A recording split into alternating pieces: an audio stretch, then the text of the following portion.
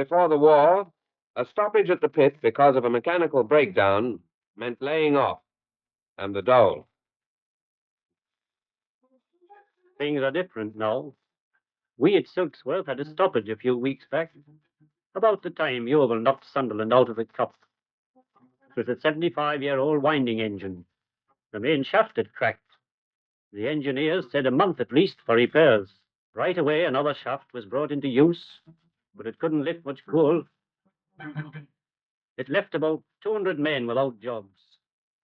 The engineer and Ted Pearson, chairman of the Union Lodge, were called together by Mr. Pratt, the manager. They got cracking. 5 nearby pits told Mr. Pratt they could take 180 of these men, but maybe he's not doing the job they were used to. Then there was the transport. Our consultation committee got together. The plan was put before the meeting by the manager and Ted Pearson, and we were there for several hours, arguing. There was travelling time, for instance. What sort of transport would it be? How about baths and lamps? And the deputies were worried about skilled men doing datal work. But we sorted it all out in the end and had a cable to decide which men should go to the different collieries.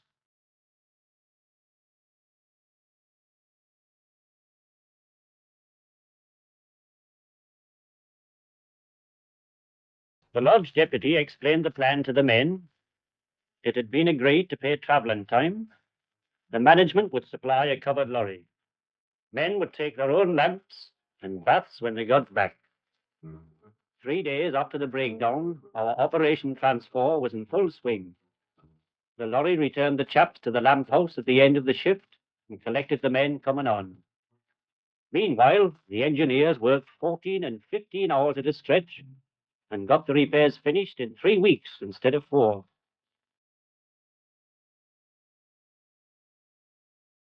And the main shaft was in full production again.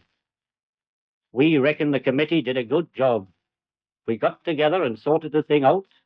We got repairs done in record time.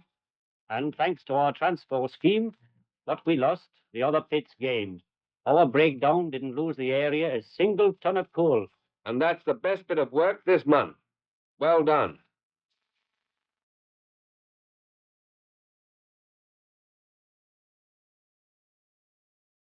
Meet Johnny Pandridge. Johnny takes an interest in leek growing, a feature of life in his part of the world. He wants to tell you about it. Leeks. To grow leeks is definitely a mark of status among miners. The best leek growers are looked on as rather peculiar. He's a queer and he gets a leek in the top 10. The ritual goes on. You cast around the club to see who has the prize stream. Then you find the weakest member of the top 10 in the competition, buy him pints until you can secure some plants off him.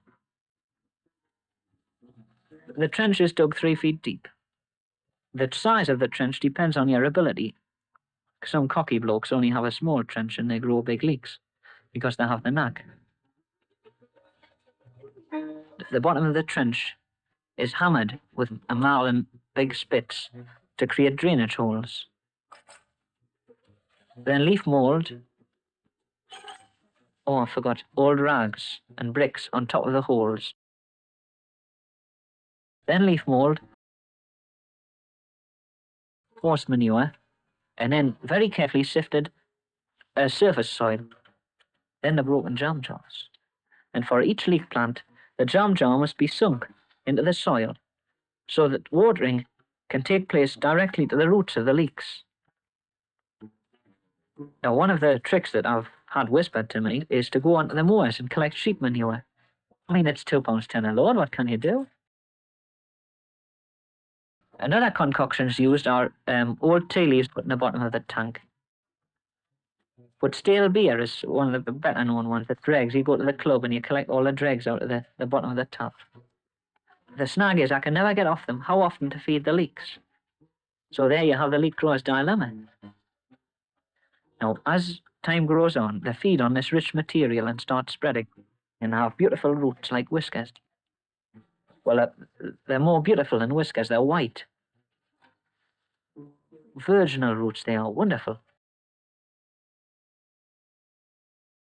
Now, as leek show time comes near, you must be careful to allow only the visitors that you can trust, because then comes leek slashing, and so that you have to keep on your watch, particularly if you have an allotment. I don't know whether you would go so far as to sleep with it.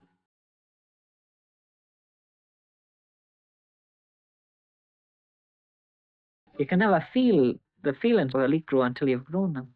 It grips you. It's like a fever. So that's how you do it. White whiskers and all. It's totally free to subscribe to our channel, and we'll let you know when there's a new video to watch. The subscribe button is below the video, next to the like, share and comment icons. The link to our Facebook site is in the top comment right next to our link to explore the Sunderland Antiquarian's website.